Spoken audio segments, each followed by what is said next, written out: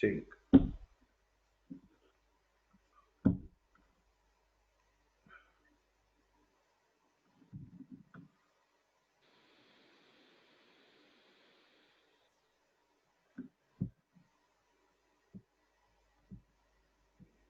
Ahora, para.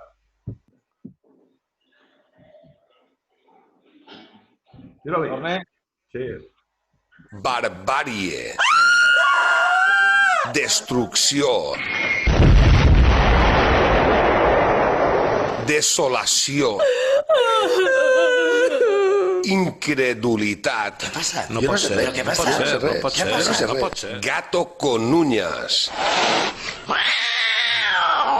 Quilòmetre zero. Un programa de 60 minuts que em fan un ben gran.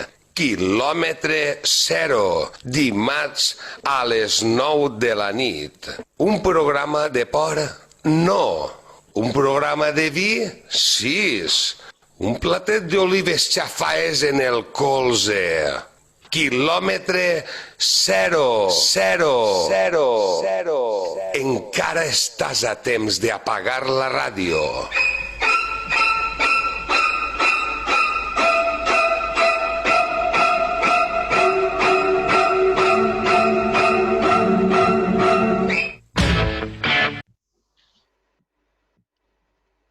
A la Comunitat Valenciana estem a punt de començar encuentros en la tercera fase.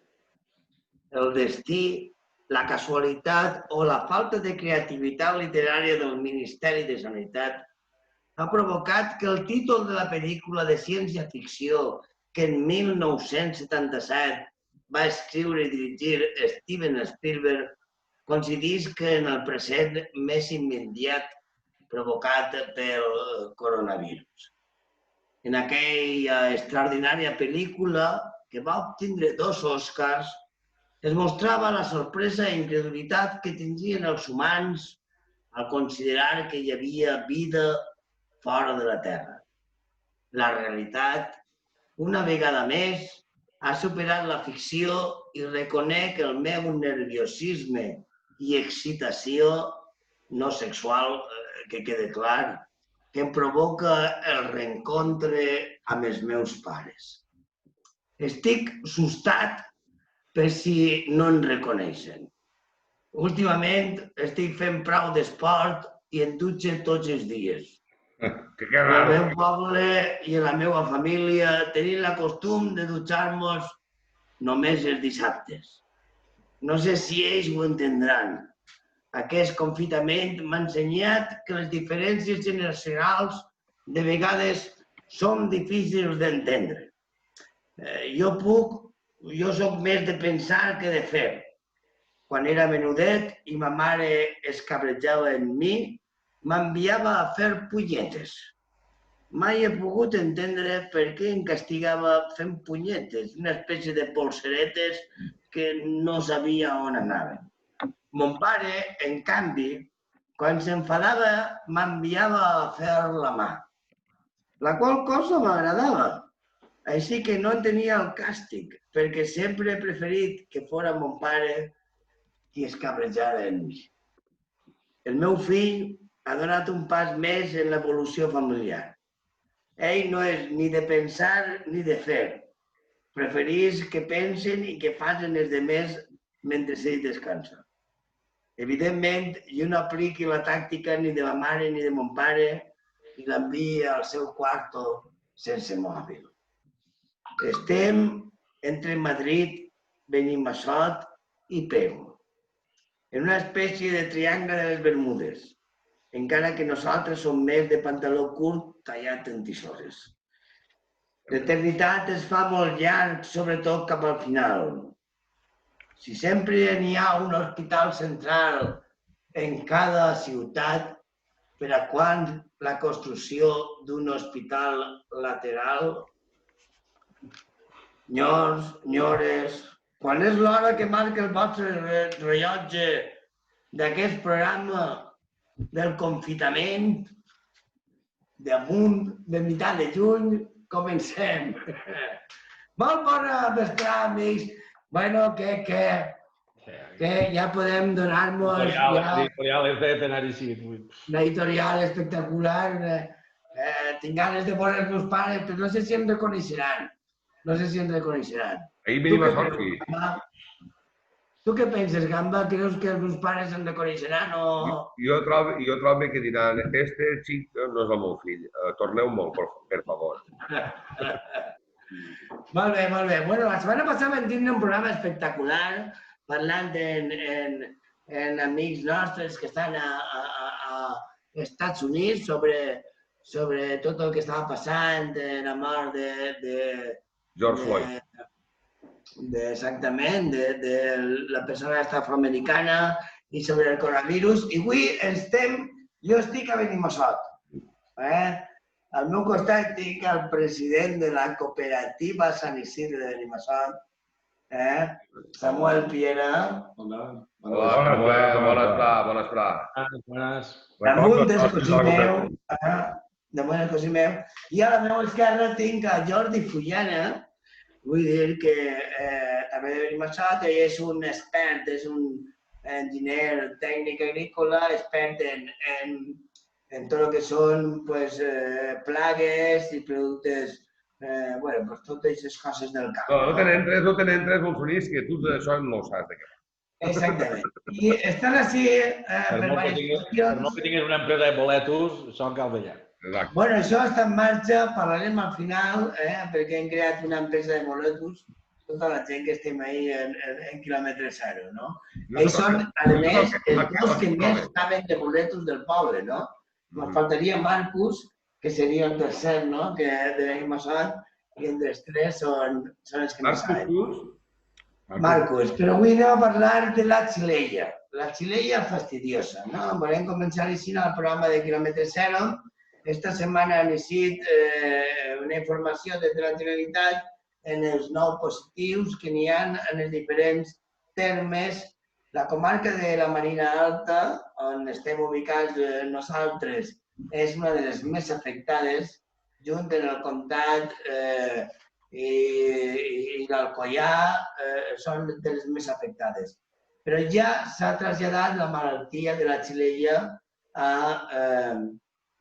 la Safor. La xilella va aparèixer al 2013 a Itàlia, abans va estar als Estats Units, però primer, perquè ens conti un poc quin bitxet és este, Jordi, bona vespre. Bona vespre. I gràcies per estar aquí. En este cas, no estem parlant d'un bitxet, estem parlant d'una bactèria. No és la primera que sofrim aquí. L'únic que passa és que sí que hem agarrat un poc en el peu canviat. Penseu una cosa de que això se detecta a Europa fortament a Itàlia, és el primer. Se detecta el gènere Xilella com a Xilella fastidiosa. Nosaltres ens pensàvem que teníem la mateixa aquí, però després d'anàlisis i tot s'ha vist que no ho és. I la prova també està en que les plantes que són afectades no són les mateixes que se va fer famosa a Itàlia, que ha arrasat en molta superfície d'olivera.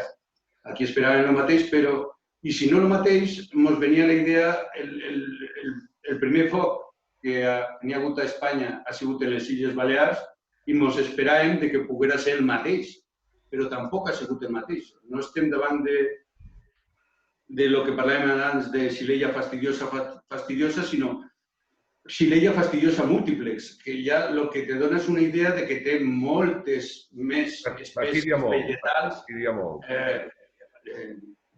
objecte del seu atac, però com ha sigut també la cosa de que aquí va ser descoberta sobretot en el cultiu de l'ametler i això és el que ens va deixar descol·locats a tots.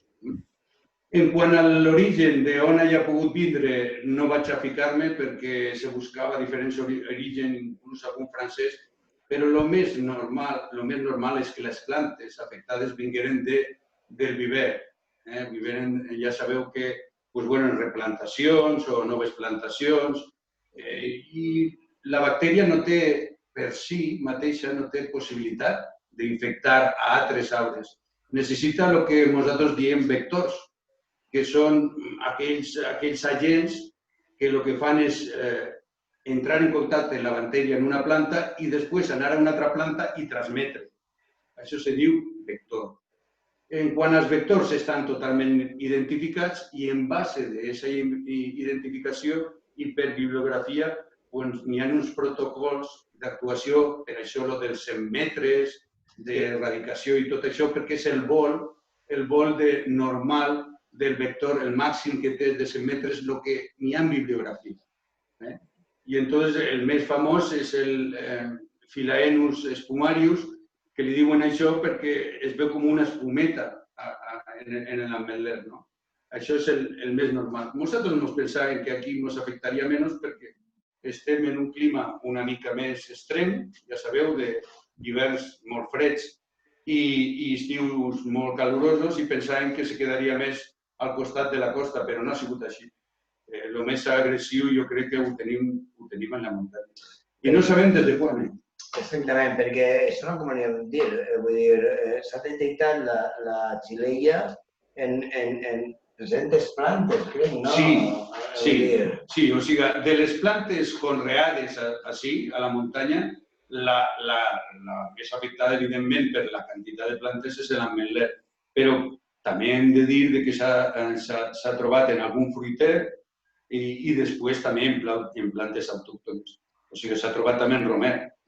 Jo només dir-vos en això que, per lo que deia jo, que bacteris hem tingut sempre en l'agricultura, hem tingut també bacteris que s'ha instal·lat estratègies d'erradicació, com va ser a Lleida quan va aparèixer el foc bacterià, l'Arwinia amylovora, però també us he de dir que allí el tema d'erradicació va acabar molt ràpid perquè era impossible erradicar. Se va passar en seguida a un pla de contenció. I també que incloïa, que aquí no ho sé, crec que no, també imagineu-se, totes les autopistes d'allí estaven plenes d'adelfes. Com era una planta hospedant del vector, se m'han arrencat totes. Aquí no se parla de tot això. Aquí és ametler fora i el que està fora, fora. Exactament. I això és el que s'importa. És molt important perquè estem parlant d'un bitxet que està en 300 plantes d'entrada, vull dir, entre elles l'ametler, però n'hi ha en 300, en un romer, en un baladre pot estar, no? I ara en Samuel, que és el president de la cooperativa de Benimassot, de la cooperativa Sant Isidre i Auraor de Benimassot, que es dedica als ametlers i a l'olivera, anem a veure, perquè volem saber nosaltres, jo crec que aquesta és una malaltia que la gent no sap, jo penso que això és el càncer més greu que té ara mateix les pobles de muntanya i que significa la seva mort lenta, una més, per a que desapareixen com a poble. Vull dir, sobretot, ja no per la xilella, sinó per la política que està aplicant-se des de l'administració i sobretot des de la Unió Europea. Vull dir, l'animalet és fotut, però la política que està aplicant-se de la Unió Europea ara mateixa és una condena molt forta per als llauradors de muntanya. I això, Samuel, és el que ens va contar, perquè conta'm un poc quin és el protocol que seguís de la xilella quan detecten una cosa i què és el que significa això. El protocol... Parla fort per al volum del micro, ja sé que tu... El protocol, simplement ells el fan una anàlisi, mesos després, quan ja ha donat positiu, t'envien una carta dient que has sigut afectat per la plaga. Ves si t'has trobat, s'han trobat en un positiu en un bancal teu o si tu eres d'una zona que està dins d'un radi de 100 metres d'un positiu. I t'avisen que pots tindre una sanció de fins a 3 milions d'euros, el posen els collons en la gola, com aquell que diu, i tu dius, faré un corderet i diré que sí i signaré i m'ho arrencareu tot. Ningú sap per què, perquè jo mateix fa 2 anys, igual que jo, tota la gent del poble, van batre, la campanya anterior d'Ametlles Nostra va batre el rècord històric en tots els casos. Si tan afectats estem per la Xilella, no trobeu que hauria una minva significativa? Així n'estem. I què passa? Que la zona, de moment, encara la tenim prou reduïda. Per això s'empenyen en erradicar esta zona totes les infeccions que troben. I ja us dic que no sols les infeccions, sinó que pot ser que un ametler infectat faci que te n'arranquen 300. Això és també el problema. No, però jo volia preguntar-te una cosa. Ara ha dit Jaume que quan la Xilella va començar en l'estat espanyol va arribar per Mallorca. No? Però el protocol que tenia Mallorca fa 2 anys no és el mateix que s'aplica a la península, perquè era diferent. Una illa... Allí no arrencaven tots els bancals igual que sí.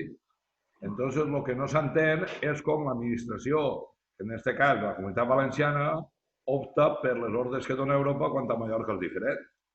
O no funciona així. És que Mallorca va sol·licitar de la Comunitat Europea que se li canviara la erradicació per la contenció. I la Comunitat Europea va estimar que al ser una illa i es podia controlar molt més, es podria fer una prova en ella i li van donar el consentiment. Cosa que a nosaltres, de moment, no ens han donat. És a dir, cal dir-ho que no anem a tirar-li la culpa només a l'administració valenciana, que pot ser que és que estiga fent el que ella pensa que és correcte. Però ara em pregunto jo, com sé jo que l'administració murciana o l'administració extremenya o l'andalusa està fent el mateix? Allí vos dic jo que no està manejant-se una valla per fer un anàlisi, perquè tenen por de que els isca. I nosaltres estem pagant el mal de tots. I jo em penso que la pesta està, si s'ha trobat a Madrid, estesa a Extremadura, estesa a Andalusia i està per tot arreu. També estaria bé que ens deixaren anar a fer nosaltres proves allí, però no ens deixen. I això és el que volíem parlar de sí, perquè, bueno, tenim una malaltia, d'acord, en les mesures que hem vist que han sigut nefastes per als llauradors i no han contingut la malaltia. La prova és que els últims anàlisis demostren que n'hi ha malaltia en altres llocs, mentre que estem veient també que aquestes mesures l'únic que estan provocant és arrencar arbres vius. Ara hem patit un virus nosaltres. Com és possible que, jo imagino que el que vosaltres demaneu, els llauradors, és que s'arranquen els arbres que estiguen malalts, però al costat pot haver un arbre que tingui un peu que és més resistent. Si l'arranques ja no sabem quin és, no? Pregunto jo. De fet, avui en el PA parlava amb una dona que em deia que van arrencar el seu positiu i era el més tendre del bancal i el més carregat d'ametlles. És a dir, Aurelia, no vas aclarir-te ahir. És a dir, què demanem nosaltres? Que ens ho deixen en les nostres mans, que ells facin proves.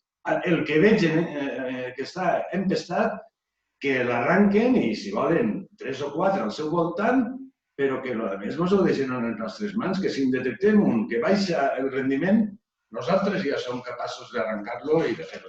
Perquè... Volia fer un parell de preguntes per entendre-ho bé, perquè... Exactament, és que no es coneix el tema, per això este programa... La primera és el tema del vector, perquè no m'ha quedat clar. A veure, des del punt de vista de la ignorància, un vector que estem parlant podria ser una abella que està en un arbre i s'emporta el bitxo a un altre arbre. El que esteu parlant no sembla que és això, sembla que és... No, estan identificats, és com un mosquitet. Normalment n'hi ha diverses famílies, n'hi ha molts identificats, però el que pensem que aquí actua més és el que vos he dit jo. El que estem dient és que això un arbre infectat, 100 metres al voltant, és el que arriba el vector este, no? En això s'ha fet el protocol. Sí. I això s'ha passat el protocol, perquè aquest insecte pot afectar a 360 plantes. Vull dir, tu pots arrencar 50 ametlers al voltant d'un positiu, però no arranques... També pot estar en el romer, en el baladre, en totes les plantes que puc. Al camp no li pots posar portes i els llauradors, el que estan guixant, els llauradors valencians, és que estan, sobretot, enguany crec que ha canviat un poc a l'hora de bancar els erms, però en compte, clar, estan afectant només a la gent que té producció. No, Samuel, tu podràs dir que no sé exactament el nom de la consellera, però em sembla que li diuen Mireia. Mireia Mollà. Exacte, ens va atendre molt bé, està clar que ella està de part de tots els llauradors i en ella es van quedar molt satisfets, però ella no pot fer una cosa que no la deixen fer. I de moment el que va fer era que només s'atacarien els arbres positius i les zones eren més que estigueren en un positiu o en un radi de positiu. I això és el que hem fet aquest estiu. Però ara... L'altra pregunta que tenia jo, pel que també has dit tu, Samuel, sembla que, del punt de vista de la producció, evidentment és una malaltia que haurà que intentar treure-se-la de damunt, però no afecta la producció? No, sí que l'afecta, sí que l'afecta. Sí, però... El que passa és que en els primers estadios de la infecció de la bactèria, encara que sigui un arbre tendre, continua produint, però evidentment això asseca, no permet el pas de la sàvia i al final són rames seques i troncs i mort de la planta. Això està clar, però no en els primers estadios. Sí, però jo vull dir, no és igual tindre en una partida un o dos ametllers que tindre una partida tot afectat. I no és igual que en el terme n'hi hagi 10 positius que n'hi hagi 500 o 1.000. De moment no en deuen d'haver 500 o 1.000 quan fa 2 anys vam batre el rècord de producció de Benimassot. No, que m'ha xocat a mi, clar, perquè això, el rècord de producció, quan tens una empestada relativament gran... Perquè sembla, Jordi, no és així, que dura uns 10 anys, tarda uns 10 anys en manifestar-se... Això és el que... N'hi ha moltes informacions sobre això, perquè un dels arguments de l'estratègia de l'erradicació és de dir anem a agarrar-ho ara que comença i que és incipient i entonces ja no s'estendrà més.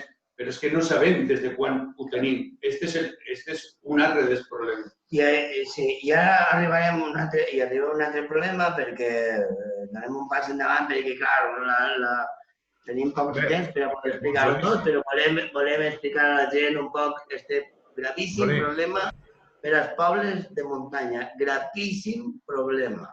Significa la mort dels pobles. Això podríem tratar en un altre programa, ara no tenim el temps, però ja ens prometem des d'ací, quan estiguem a la ràdio, fer les connexions que tinguem que fer i ara hauríem de passar.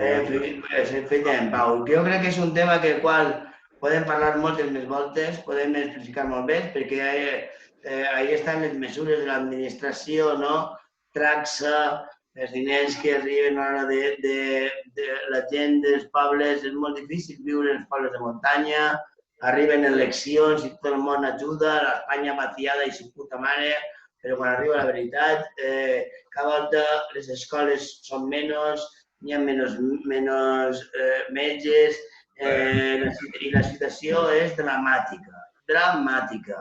Vull dir, i devem de donar a conèixer, perquè jo crec que la gent no ho sap tot això. Per això que Quilòmetre Zero, avui hem fet aquest programa, farem més, té raó Pau, tenim més coses que dir, continuarem més endavant, no? Així que... Samuel, moltes gràcies, Samuel, moltes gràcies.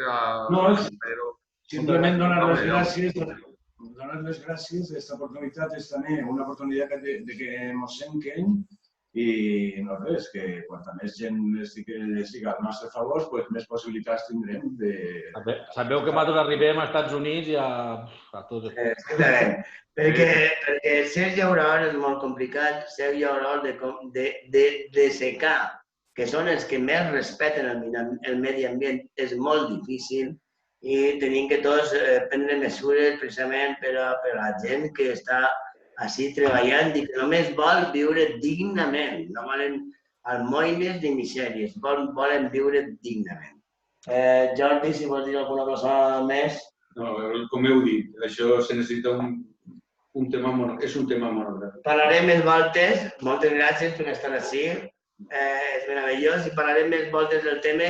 Continua el programa. Quedeu-se així amb nosaltres. No anem a tardar molt. Però ara morarem a la música, no, Montserrat? No tenim avui a Morató, afortunadament. No tenim Morató. I vaig intentar deixar-lo en evidència. Per això vos porto una cançoneta que a mi m'agrada molt. La traducció es diu Jo era un adolescent anarquista d'un grup que es diu Against Me i espero que us agradi. Però tenim que aclarir perquè la gent que ens escolta a voltes que posem YouTube i no me s'ho agarra. No, però ara sí que ho agarrarà. Anem a veure ara Montserrat, si es queda silencio o com és el pas. Sí, ara quan ho posa jo me silencie i és això. Si fan bo, ho intentem, però estan els drets d'autor. N'hi ha que donar-te menjar a la gent que no fa faena. Com jo.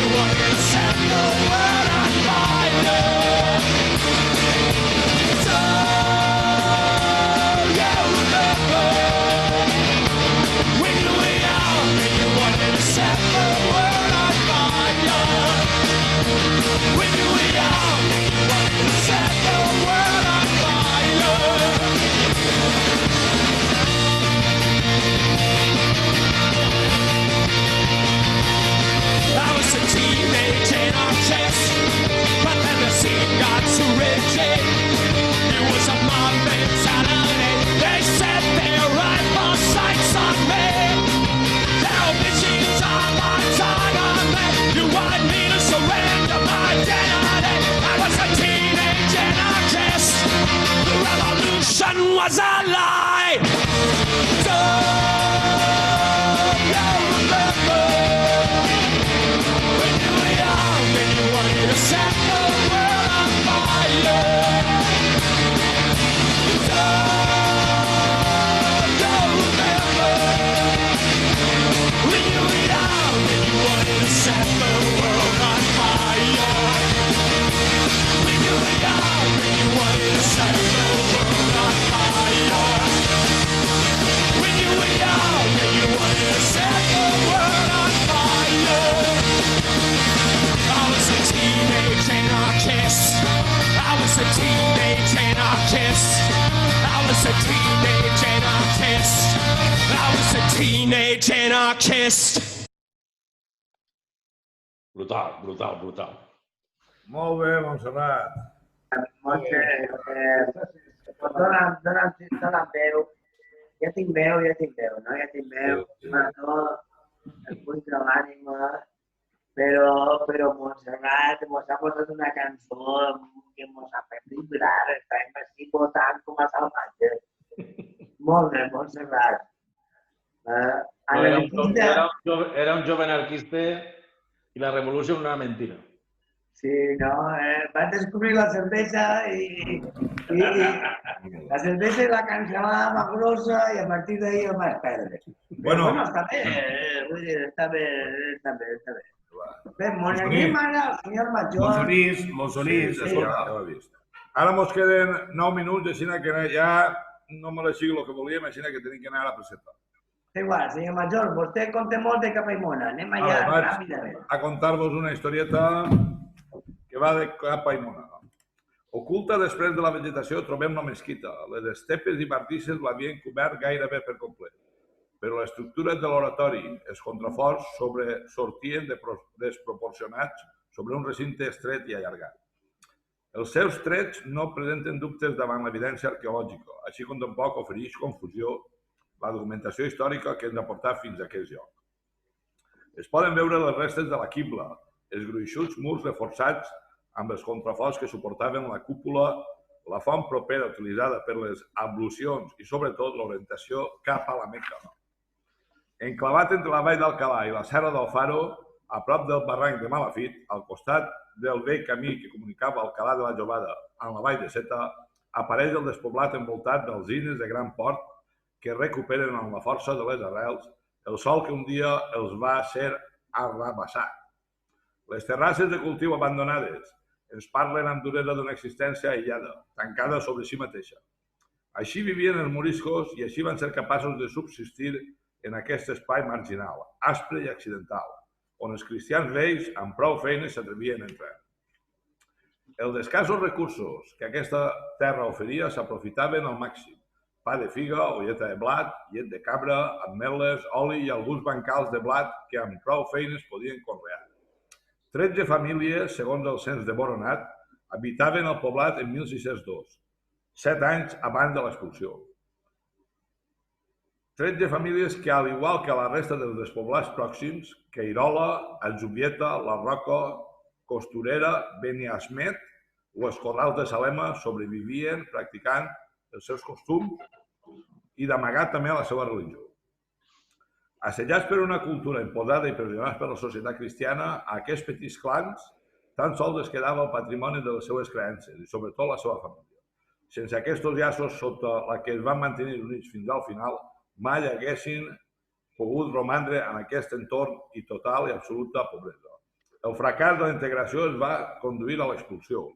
Encara que econòmicament estaven sota el règim feudal, eren explotats pels propietaris de les terres que habitaven. Quan el 22 de setembre de 1609 es va publicar el Reial Decret que sentenciava l'exili, van tenir sols 3 dies per dirigir-se als pols de Déu. Capaimona o Camaimona, d'on sembla sorgir la toponímia, era un d'aquests llocs que al seu pas no et deixen diferent. Aquesta forma de vida disseminada, relegada, aïllada sobre si mateixa, era l'única manera de subsistir a les pressions senyorials. La precarietat del medi i la pobresa de la terra, l'austeritat va marcar un seguit de penúries que van tenir la seva continuïtat en els colons mallorquins, que 100 anys després van ocupar aquestes valls. Però ells, els nouvinguts, no van ser capaços de viure ni de lluny en les mateixes condicions que els seus predecessors moriscos. Van ocupar els pobles més ben comunicats i la gran majoria de les alqueries van quedar definitivament abandonades. Les seues cases van ser utilitzades com a corrals de bestiar, com una humiliació més, i així han arribat als nostres dies. L'habitatge andalusí, lloc de trobada conegut, arcs de mig punt, estrets carrerons enredades amb arcs creuats, cases amb sostres de canya, fusta i teules. Van ser el símbol d'una cultura mil·lenària, mediterrània, amb un aire oriental que encara respira a l'aire, encara que s'enfonsin, igual que la mesquita, entre estepes i bardisses. La llegenda diu que quan van vindre ja els cristians d'això, hasta com aquell que diu l'altre dia, perquè encara n'hi ha algú que se'n recorda, allí quedava una família. Al pare li dien oncle Sebastià i dominava la seva família com un veritable dictador. La seva paraula era llei i els seus fills li tenien una por atroç. Va morir la seva dona, diuen de la mala vida que li donava. I el fill gran va abandonar la hisenda, quedant-se només amb la seva filla. A ella no la deixava sortir de la masia, ni que tingués tractes amb ningú. Aquesta tirania es va fer finalment insuportable per a la filla, que un dia es va penjar d'una viga. Encara queda gent gran en els pobles i de la contornada quan se'n recorda d'aquest suïcidi. El que em va contar la història em va dir: la història no és així, és pitjor. se li va penjar un fill, però en va perdre dos. I fins així ha arribat avui la historieta de Capa i Mona. Molt bé, Pau. Molt bé, Pau, molt bé, com sempre. Coneguem part de la nostra història, que és bonica. Samuel, tu coneixies algunes de les coses? Sí, sí. Perquè este matí, quan hem connectat per parlar, veu parlar Pau i tu, no? I encara n'en contaré algunes més. Sí, tens alguna coseta Està. alguna curiositat que pots poder dir? Perquè Pau No, busca per llibres. Anem apretat de temps. No Anem pots... apretat de temps. No apretar el temps. Passem a les paraules directament. Per part de 3 minuts. Gamma, No. ràpidament. Anem a passar a les paraules. Alguna cosa del terrari que ràpidament. És que tenim algo de pressa, que estic embarcant tota la cena que m'han fet els cucs, entonces no mos dona temps a parlar de res. Només La setmana que ve dedicarem més temps al terrari. Vale, perfecte. També més temps a les tomaqueres. Després ahir crec estàs utilitzant maquinària, no?, per treballar les tomaqueres, no? Llavors les podem veure... Maquinària pesada. Bueno, Montsení. Maquinària pesada, tomaqueres del Corte Inglés. Pues anem ràpidament a la paraula de cadascú. D'acord? Ràpidament. Vinga, Montserrat, la teua. La meva és una paraula molt... que la gastem però no sabem què és. És cosi. Ah, molt bé. Que és un poal on es posa la roba per estendre, per fer la bugaderia. És cosi. I n'hi ha una cosa que diu el blau del cosi, però ja sabeu el que és, el cosi. Muy bien. Una paraula bonica, de veritat. Pau, la teua. Bueno, la meva avui és una cosa que així el programa ja sempre ocorreix un munt de voltes, es diu guirigall. Guirigall. Guirigall. És un estranger xulet, no? És un gall francès, guirigall. És un estranger maricó. Ànimo. Bueno, la meva paraula és aidar. Aidar. Ai, gamba, ja estem complicant molt l'assistència. Ja l'hem dit avui que era francesa, però... No és francesa. Aidar és ajudar. Aidar és ajudar. Molt bé, molt bé. Bé, clar. Ah, mira, no ho sabia. Vosaltres tres, ànimo. Molt bé. La meva paraula és nyespre, que és una fruta, però jo quan la vaig pensar és en el son metafòric de quan te peguen una galtà. No, vaig a pegar una nyespra que veges, no? És de fruta? Sí. Eh? És de fruta, mare, no? Tenim menys d'un minut. Samuel tenia una també. Sí, la meva és garrut. Garrut vol dir... el garró dels animals és el turmell dels animals. I garrut vol dir que té un bon turmell, és a dir, un tio ben bragat. Que també és de Fageca. Sí, és a dir, els mallorquins es diuen garruts i els de Fageca com a descendència... Bueno, Jaume, va, digues alguna cosa. I tu tens alguna que te'n vinga pel cap? Plegaor. Plegaor. Plegaor. Plegaor. Això és fer l'amor. Adéu. Un plaer. Ens veiem la setmana que ve. Molt bé. Jo cada dia m'enfoque més en aquest programa. A l'últim minut em falta l'aire. És horrible. No, però és el que ens passa sempre. Tu és que vius a Madrid.